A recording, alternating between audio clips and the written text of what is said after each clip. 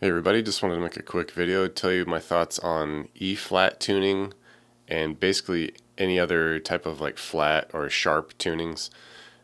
With E-flat, basically I just try to avoid it at all costs. It's just a pain. It makes it a little more less accessible and less easy to understand for any beginners just trying to jump right in to a lesson or a demonstration.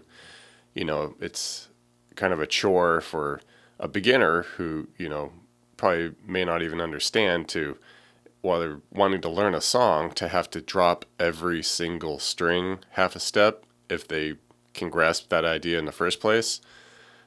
So my rule of thumb is I either just keep it in standard and just let people know if they're trying to, play along with a record, then, we're going to be up half a step or just a little sharp if they're trying to play along with a record. All right, so that's with E flat. And other ways I try to work around it, if you're just really wanting to play in that exact recorded key so that you can play with the record and all that jazz, I'll try something like this where we say, well, instead of dropping every single string a half step and now you're stuck in this funky tuning that isn't used a whole lot, but instead of doing that, we can do something where we do like a drop D and then maybe just transpose a little bit.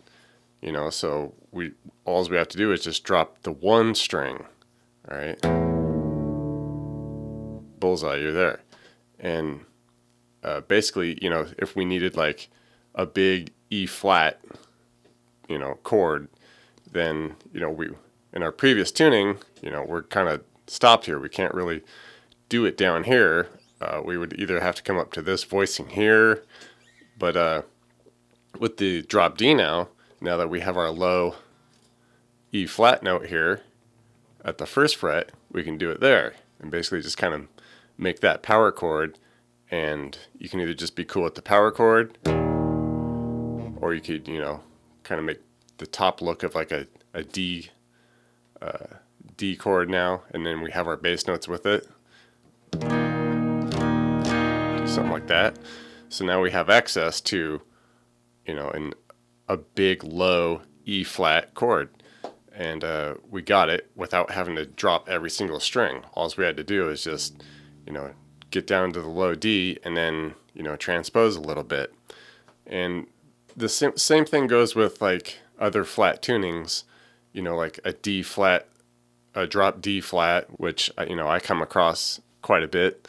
And I don't really mess with that either. I just say, hey, we're going to get down to our drop D.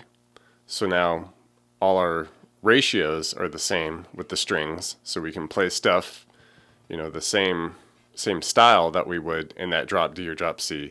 Just let people know we're not going to be in that specific key. Because again, do we really want to have to drop every single string as we're just trying to get in and just learn a song and the movements and the fingering and all that stuff? So, I just let people know I'm just hanging out in the drop D.